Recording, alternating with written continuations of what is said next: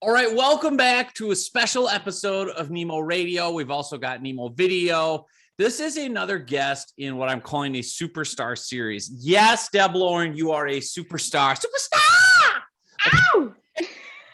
Deb is an incredibly successful business coach, has just done so many interesting things. It's been fun having you as a client as well, working kind of behind the scenes with your personal brand, your content, kind of seeing you build this whole funnel from scratch, getting clients, qualifying people, and then obviously, your passion and your mindset. So there's so many good topics I want to get into. But first off, welcome to the show. Thank you, John. I love being here. Well, thank you for joining me. Let's start at the beginning. I'm going to look at let me share my screen. Let's go all the way back. So what's the oldest thing on your LinkedIn profile we can find? We can go back to UCSB when you were a proud gaucho. Gauchos. Yes. We can go back. Yes. Oh, look at this. Swim association instructor. Okay. Yeah. Take us through a little bit, if you don't mind. And I've obviously, for the people on video, I've got Deb's profile pulled up, and I'll turn that off so I don't get distracted. But take us through kind of your professional journey, where you started out to kind of where it brought you today, because it's fascinating to me. Well, I love that you just said, take us through your professional journey, because I grew up not having one. I definitely kind of routed this, I'm just going to work until I become a mom, and then I'm going to be a stay-at-home mom, and I'm going to take that territory and own it, and my partner will be the provider, and we'll kind of do a really fun tag team. And that's what I did. I did a ton of random jobs. I was the waitress, and I did all of those kinds of things. And then I worked in education a lot through college and right after college. I did after school learning programs and mentoring and things in that realm. And then I started my own little swim coaching business. I've actually always been in teaching positions, which is not actually that ironic considering I ended up as a coach. But I've just kind of progressed through various things. And it wasn't until I had 2 kids under 2, my partner was working his butt off trying to make a name for himself after going back to grad school as, a 30-some-year-old, kind of in competition with other 20-year-olds. And we moved away from home. We had a ton of just uncertainty and unfamiliarity that we were up against. And my life just kind of crashed all at once. I fell into a depression. We ended up getting divorced, not because of that, but it was just a lot. Mm-hmm. And we had kind of grown apart. And I was forced into this, okay, I'm a single mom. I need to provide for myself. And ironically, a big part of my depression was because I thought I wanted to be this, this parent only. And in fact, I didn't. I had so much to give. I wanted to impact more than the circle of my own family. And I wanted to give back. I wanted to continue to learn and grow. I felt that kind of lion in a cat's body mentality. And once I honored it, and I decided to go back to school, and I decided to pursue a career, that things changed. And I ended up getting into life coaching because of all of these kind of tenets of adversity, kind of moving through depression, divorce. I've moved 10 times in 11 years. Wow. I know change. I know transition. Yeah. I know how fear and failure and the unknown can really mess with your psyche. It can mess with your confidence, and most importantly, your clarity, and how it can really inform your decision-making in negative ways. And so I wanted to help people who had gone through similar or different transitions really have a guide and a process to follow that helped them stay out of their, ego that wanted to keep them in the familiar but negative points in life. So that's kind of where I started. And then I've been doing it for about 4 years now, and client by client, kind of just funneling down, who do I have the most impact with? Who can I, really support? And in the last year, it's really formed into this executive kind of working parent who is doing all they can, but burnout is really getting in the way at times, or they're just habituated to their life and they need some outside inspiration and insight into how they can make different decisions, how they can see their blind spots to make more out of their life, or to be more efficient, or to make more money, whatever their goals are. I love this. And I really admire this about you, that you're so transparent and open about your own journey. And I think that's such a critical lesson for everyone listening and watching, is understanding when you put your personality into your content, when you put your real self out there. And I say this all the time, Deb, but like, not like an episode of Oprah or Dr. Phil, right? You didn't go into like all this drama. The nitty gritty. Like, right. It's just, these are the real things I walk through. Welcome to being a human being. And I feel like that's the thing that is missing so often online, and where, especially when we're looking for a service provider, someone we can trust, someone who feels authentic, vulnerable, transparent.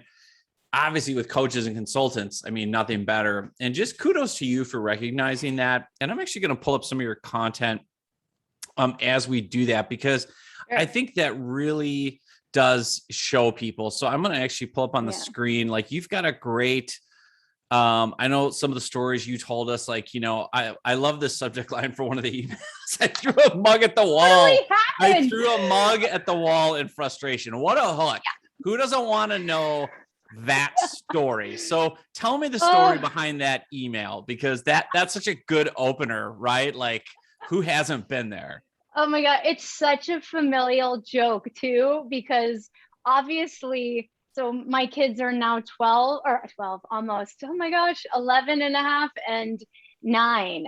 And this happened when my 11 and a half-year-old was probably 3. Okay. Right. Yeah. He talks about it. Like, and I know that I've talked about it, but it's like, we've had 1,000 moments of good. And then like, he remembers the time I threw a mug at a wall. I'm just like, oh my God. But what happened was, this was in the midst of my depression. And my triggers were high. I wasn't managing my nervous system. My stress response was limbic, fight, flight, freeze all the time. And as much as I was present, if something happened, I would, easily freak out. Now that really only happened once, but it was just a sign of like how bad things got. And everyone was safe and not in mug throwing distance. I was trying to throw it at the rocking chair by the wall and I missed. It was like those like comfy, what you nurse your baby in kind of a thing. I missed and I hit the wall, made it so much more dramatic. Yeah. But it was just this, I wanted to own up to the fact that like, I do not always have my shit together and no one does. And that's not, you don't hire a coach to hire someone who's perfect at life. That's quite annoying, you know? And so I wanted to say like, I've been there. Yes, that was 7 years ago and I've evolved and I can hold space for that, but I've experienced it. So I can really understand how, if you've done anything like that, if you've lost control, if you've overreacted, that you aren't alone in that. It's a human normal reaction when you're stressed. And since I've been there, I really can come from an authentic place saying, I know I can get you however many steps closer to outside of that. And you don't have to be mug throwing to have a coach. Yeah. I mean, it's so funny because I have so many parenting stories like that where I'm just like, move you up here. I mean, laying on the floor, just like staring up, like burned out, like I can't function. Like I totally relate to so much of this. Anyway, but what I love about parenting burnout, not work burnout, but it's all the same stress response. Oh yeah. We had 3 boys under the age of 5 at one point. And it was just insanity. But here's the thing about the content that you create. Like, so you've got the storytelling, right? A personal story, plus you put in a business lesson. And as I'm showing people on the screen, like you're listing off these burnout symptoms, feeling emotionally numb at work, physical effects like frequent headaches, feeling drained, unable to cope, difficulty concentrating on tasks, right? And then you're not just leaving people there and you're saying, if you're feeling that, or if you're feeling you're headed that, I can help you, right? So like there's effective training, brain training that can help you. So tell me more about your situation. We can talk more. And so I love that model of real, authentic, transparent content based on a real life personal story where you're letting your guard down. Yeah. you're then tying it to a business lesson and saying, hey, like, look, these are real things. Like, it's a funny story in retrospect, but like, these are real symptoms that I see every day with my corporate clients. Now, if you want a solution, if you want help, that's the other piece of you, Deb, where you've done all the research and the work to like bring them actual training, right? So talk a little bit about burnout. I'm going to pull up your ebook too, because I feel like this is a good topic to dive into a little bit. You've got an ebook, called From Burnout to Breakthrough: 3 Hidden Causes of Employee Burnout and How to Fix Them. And obviously you're using that for, when you reach out to prospects. I love the opening line. I'm glad you're here because this is designed for you. Like, and then the imagery is just people like, oh, help. Yeah. So tell me a little bit tell me a little bit about burnout. And what state clients come to you in, and more importantly, like what the solutions are, what you help people to get to the breakthrough. Yeah. So it's such a funny thing, because when I started this, I thought that people were going to be knowingly frustrated and in their pain and at their wits' end. And that's actually not how it presents. I think a lot of burnout is so habituated and so normalized because it's just what life takes right now, that people often don't realize that they're burnt out. They actually think that that's just part of the job. It's just part of work-life balance. It's just part of being an adult, right? Adulting is hard.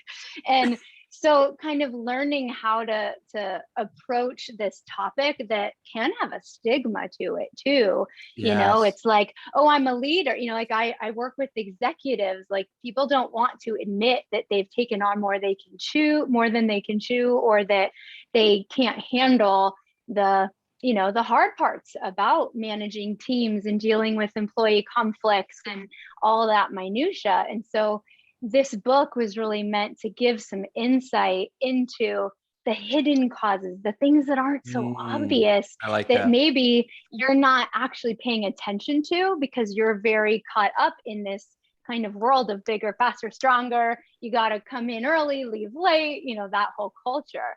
And so it's giving people some different things to think about, some maybe more of that subconscious layered stuff, as to how your nervous system is processing all the input around you and how that's actually affecting your energy, your enthusiasm, your attitude, and to look at it from a different way. Because sometimes you're just kind of tired of the same old, well, you got to sleep more, you got to exercise. And true, totally true. But I wanted to give people a little bit more, to munch on. Yeah. So what are some of the biggest kind of breakthroughs that you've seen people have, like an example of maybe a story of someone that came to you with a specific issue, what you're able to process with them, and maybe why it helped them? Is there anything that comes to mind? Yeah, I think I had a client who, he was an entrepreneur and kind of doing all the things, and it was more of a work-life balance issue. And he had just normalized the fact that he was kind of busy and on, not just busy, but he was on with his business all the time. That sounds familiar. Are you talking about me? Wait a minute, the camera's turned back. The mirror is too powerful. No, go ahead. Keep going. But this does describe a lot of us, especially, I mean, listen, right now, I think in COVID, you don't have to be an entrepreneur to always be on. I think the lack of boundaries in our culture right now is rampant. So, but that was a big issue for him, was he felt so prideful in the work that he was doing and in the impact he was having and in being able to be his own boss. But there were a lot of home issues and relationship with his partner issues that he was like, I don't get it. I'm providing, I'm doing the things I'm supposed to be doing. And yet I'm not really getting to enjoy the fruits of my labor, right? I'm not able to feel prideful and happy and successful because these other aspects of my life aren't measuring up at that same rate. And so we worked on that awareness piece of, well, you can't look at this partner to change or your kids to have different perspective or your work hours to change, even though they can, but they don't have to. It's the internal, I say we're multidimensional leaders, and we have to use our mental framework as the gateway to desired results outcomes, attitude, all of that. And so by switching his focus on, well, why can't my partner be more supportive, or why can't my kids be more understanding, or why can't I work whatever hours I want, we switch the focus to, well, how do I deal with those objections, and how do I handle their frustration? How do I communicate better? How do I set boundaries for my business and my personal life? And just the awareness helped him so much that it actually was backwards, because he wanted to keep his hours and gain the respect basically of his family. And in doing the mindset piece, he actually scaled a little back, was still as productive, and was able to actually embrace his father role and partner role. And in doing so, it made him better at his job. And that was a big, big win, and an awareness piece that he didn't think was going to happen. I love that. And that's, now you're speaking my language, is, when you say the word mindset, because I'm all obsessed with this. And, it's something that it takes a long time, at least in my experience. A lot of entrepreneurs, business owners, they really struggle with it and think it's just kind of Tony Robbins and Napoleon Hill. And like, really, it's just kind of hooey fooey and whatever, and walk on coals. And I was like that, but really when it resonated with me was when my coach at the time said, income improvement follows self-improvement, and you can't outperform your self-image. Those are these two cornerstones that I come back to. And what I want to know from you, Deb, is like, you're really on it. You're on it with mindset stuff. I watch how you handle objections and handle setbacks, and like, you have all the right views of how to have a great mindset. And you obviously share that with your clients. Where did that come from you? How did you develop it? What really resonated with you when you built, the mindset training that you have? Yeah, it's two part. I thought about this before, because I was like, I have a feeling we're going to talk about this, and it's so important to know. You know me. You knew mindset was coming.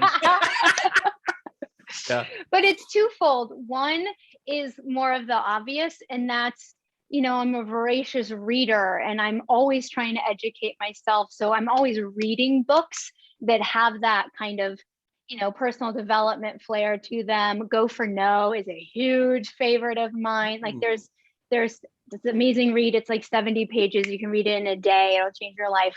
But there's a lot of great just literature out there to gain perspective and insight and just kind of strategy. But then honestly, it's the like a million things that didn't go my way. And I had a choice. I could just sit in the victimhood of that and feel sorry and feel dejected and take this kind of easy, simple way, or I could learn from that, and I could evolve from it, and I could grow from it. And that's, almost to a default, because I used to jump right to the growth, and I wouldn't let myself actually heal from the pain of the rejection or the thing that didn't go my way. But honestly, it's life, it's learning resilience. It really is the years of having to find new ways and having to be around people that had different beliefs and different priorities and valued life in different ways. And I had to learn to cultivate my own self-worth, my own identity. I've reinvented myself multiple times. And so I think there's just an innateness there, but it's a willingness, a choice to grow and to make it work for you, that's your own journey, but yeah. I love it. I'm just looking at my quotes here. You got me all. There's a great quote on resilience. I'm going to see if I can find it here. Sure. Because that is it. Let me read a couple of quotes that I think summarize you too. So these are from Winston Churchill. This is so Deb Lauren, by the way. Success consists of going from failure to failure without loss of enthusiasm. Yeah. You never you're like, yeah, call it work out, but I learned these 3 things. Yeah. Count that as a win. And he says every call is a win. We've had this conversation. Yeah. You can't look at people saying no to you or not right now, or it's not my thing. That's feedback. That's information. That's so important. And if you look at it that way, then you never get discouraged, because you're always learning something. Yeah. I love it. And I'm looking for this quote. I can't find it, but it basically says, it's a quote from a guy, a book I read about entrepreneurship. And he said, the biggest hallmark of a successful entrepreneur is resilience. It's really not the other things. It's just not giving up, and I think you've really captured that. And so I want to switch gears. I want to show people and get into your funnel a little bit, because you have had so much success. And so for those watching the video, I'm pulling up Deb's profile. So we've got this great client-facing profile. Talk about how, you came to the decision when we were working on your profile to say, like, you know what, you had all these different things. You were like, I can do life coaching. I really have a passion for, people that have gone through divorce, because I know what that's like, and especially single working moms, and like life coaching and mindset. And then we end up niching you, to executive and corporate coaching. So, kind of C-suite, C-level, and then also on a very specific topic, employee burnout. And so tell me about what went into that decision for you and how that's impacted kind of your, your lead generation, marketing, conversations, clients, all that. Yeah. So you're right. I have kind of gone through the gamut of different people that I've worked with. We landed on this. And I think this also is a two-part process. I also work with another company who does burnout prevention with more of the tech world and more working with corporate teams. And I'm just so interested and create content for them. And really, I love to work with people who are decision makers and have that kind of agency in their life and create that agency for themselves. I think they're so coachable. They're so in a position to change the culture of leadership. And so I wanted to position myself to be in front of those people, because I think it's kind of like the rising tide lifts all ships. If you can get in front of the people that are also leading other people, then you're making waves that hit so many levels in a corporation and can really do the most good. And so I wanted to be in that space. Yeah. And you've done amazing with that. And one of the most successful, like the model that Deb uses online that we've seen a lot of success with, is client-facing LinkedIn profile, then using LinkedIn search to find your ideal kind of prospects, these executives, reaching out with one-on-one personal LinkedIn messages, and then offering free content like an ebook on burnout, some follow-up messages. But where you've really knocked it out of the park, and I want to explore this more, and I'll pull up on screen, is your Typeform, which for people that don't know, a Typeform is an online kind of questionnaire or survey.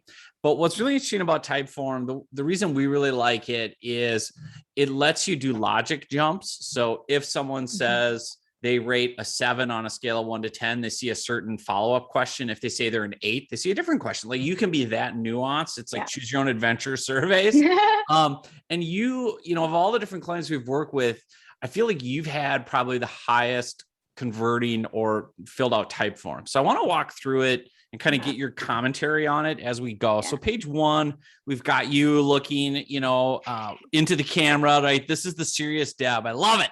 All right. I look forward to learning about you in 3 minutes or less, which is smart because you're promising them it's going to be quick. So they dive in. So your first question is, for people just listening, you're asking people, rate your satisfaction for personal mindset. 1 is burned out, 10 is doing great. So why ask that? Why are you pulling that one out right off the top? Because I want to get a sense of how they interpret their own experience. Got it. So where do they think they are? Okay. So I might say I'm a 2.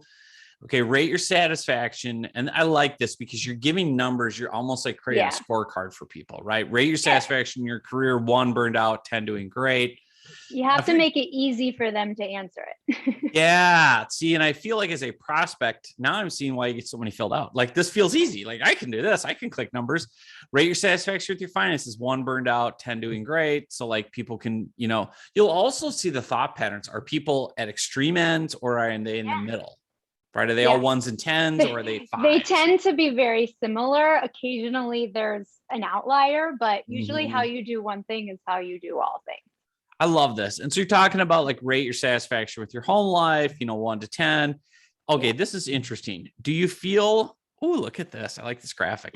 Do you feel the current professional and personal development programs you're implementing in your life are working? Yes or no? So tell me about that question and the strategy behind that. So I wanted to really get an understanding of have they tried anything yet? Do they feel supported already? And where is it coming from? But I can't ask all of those. So this was kind of the most funneled down idea. And if they said yes, then I know that they're at least supported, but not enough because they're filling out the type form. But if they said no, I know that there's a lot of open, room for me to be able to be there for them. I love it. Oh, and you've got a question about the pandemic. Has the pandemic affected you? Yeah, so you found I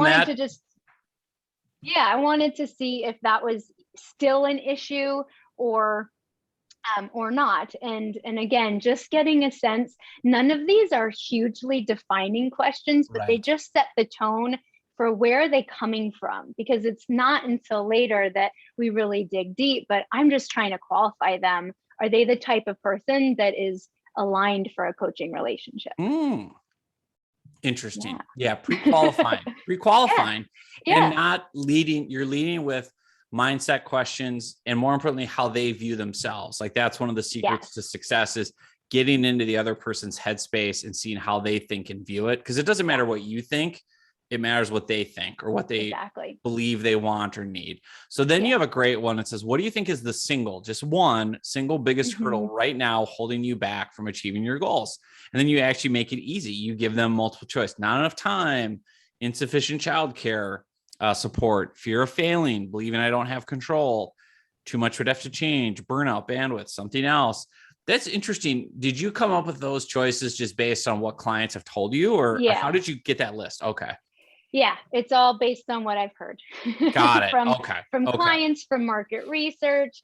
And then this in and of itself is market research, because I can take all of these type forms, see what the most common answers are, and create content around that. I was just going to say, like, boy, you can create content to overcome these objections. And I also like how different these are, because feeling like the insufficient childcare support, that probably means they're back to where you were, like a single working parent, right? And like, so you have an immediate connection there.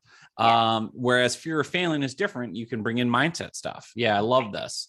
So we keep going. What do you hope to gain by spending an hour with a coach? And then you've got different answers, clarity on what the root of the burnout is, a plan of action, fresh perspective, uncover. Oh man, this is good. Uncover hidden limits.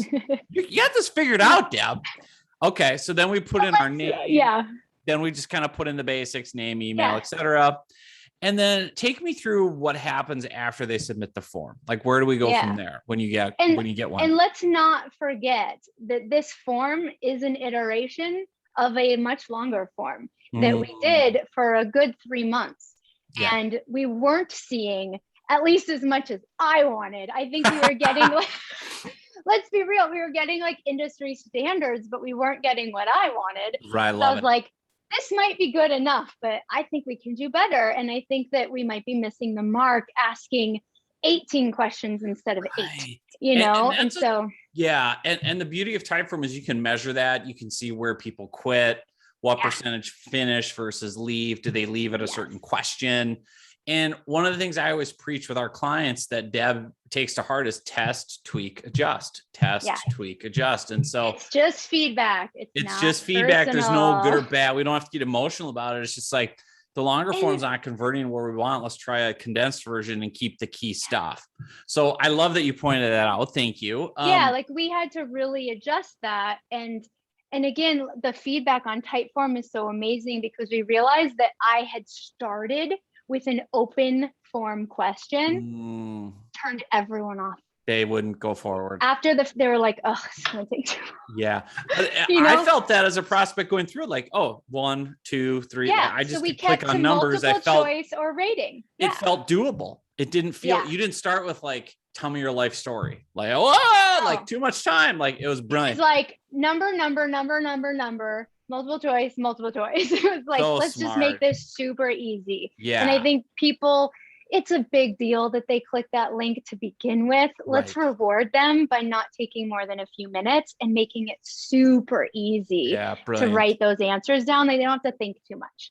And we'll get there later once they've trusted me. But yes, so now you want to talk about the next phase? Yeah. So what comes after the form? So they send in a form, you get it. What's kind of your game plan to now further qualify them and decide if they're going to be a fit, how to offer services? Like, take me through that process, what that looks like. Yeah. So this is like my favorite part of it, because what I love about you, maybe we'll talk about this later, you guys have really like taken off of my, workload, the automation of the like mouth of the funnel. You've really opened up that you're going to reach out, you're going to do the invites, you're going to manage the spreadsheets and all of that. But once we start funneling them down, that gives me so much time to individualize my emails, to really pay attention and nurture them once they're halfway qualified, right? After that form. So love that. That's just so key. I would not be able to take this time with my clients or potential clients if you guys weren't doing all of that initial work for me. So kudos. That's why people pay for this. Hold on, I'm gonna pat myself on the back, separate my shoulder here. Do it. But and that's a key point I want to park on for a minute, is figuring out how to scale and personalize, because you do a great job. Of all our different clients, Deb, I feel like you've found kind of the right balance, which is you can't hyper personalize every invitation at the top of the funnel. You just, or every message, like it's just too broad. You don't know who's going to respond. But once you use enough automation at the top to get people in and kind of partly halfway qualified, that's where it's brilliant that you've freed up the bandwidth to say, okay, this person is interested. They're reading my stuff. They're diving in. They're filling out a form. Now I'm going to take the time to look at their profile and make more comments and, personalize. And so, keep going. This is great stuff. Yeah. So the idea in my head is, okay, they've filled out the type form. They're definitely open-minded. And I look at their responses and I get an email. It says, hey, someone filled out your type form. I celebrate. You have to celebrate every time. Yes. You do. It's part of keeping up your motivation, So I'll like send you guys a message. I do a little happy dance. And then I look at it and I say, okay, based on their scores, where do I think I can come in and help? And based on the one problem that they're really highlighting and then what they want out of time with me, I formulate an email, and I have like a template, but it's very raw. And then I just fill in based on what they said.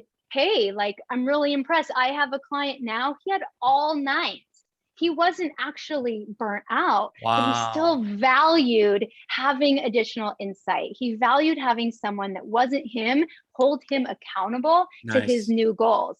And so instead of being like, oh, well, I guess you don't need any help, it was, oh, I love that even though you scored really highly in your type form, you still value professional development. You still want to be proactive and making sure that you stay there, and it's just paying attention to what they say and how you can help up level them no matter what. And then one of the things that I started doing after the first couple was that I realized, their time, everyone's time is so precious. And before I'm going to ask to get on their calendar or them to get on my calendar, I wanted to give them more insight into who I was and how I did my business. And so on every email, I don't actually send a link for a call. I actually ask them, based on what you said, if you wanted insight from a professional or you wanted a clear path or whatever they chose, I ask if they'd be willing to carve out some time on their calendar. And then I tell them, because I know we're still new to getting to know each other, here's my company values and my mission statement. And I give them a little more insight into the type of coach and the type of values that I really subscribe to. And then they can make an even more informed decision. And I think 95% of the people do it. They are like, thank you so much. Send me the link. I send them the link and we book a call. And not everybody becomes a client, but I get to talk to 95% of the people that fill out that form. And I learn so much about what people are going through, what resonates with them, how to talk to them, how to engage, what turns people off, how to deal with personalities I've never encountered before. It's phenomenal. And everybody learns something, even if they don't become a client, you've given them your time, your insight, your compassion. I've never gotten off a call being like, well, that was a waste of time. Never. I wish I could be on all your calls then. No, you just hear Deb Lauren's mindset shining through, which is I'm going to take a win out of this no matter what, because I'm either going to get valuable feedback that I can turn into content to help other people. I'm going to learn something about myself. I'm going to learn about what I don't want in a client. Like this person's a red flag 101. And now next time I know to look for that based on this and this. So like, there's always wins. And that's why you're successful, is you're never putting that pressure on yourself of, if this doesn't turn into dollar signs, it's a failure. Cause I think we all fall into that trap. And my business coach and I were talking about that. He's like, you got to stop measuring your success only by revenue. He's like, you got to look at work-life balance and quality of life and impact on clients and how many people just renewed and how many people said you helped them have a better family. Like, how do you measure that? Like rippling generations of family help. Like that's what's cool about this. Well, we could go on forever. So I gotta bring this in for a landing, but what, for anyone out there who is struggling right now, an executive with burnout, is there, one simple tip you would give them that, a quick win, something they can do right now today, besides hiring you and getting your ebook, and which I'll tell them all they need to do, but is there anything that comes to mind off the top of your head to tell people currently right now?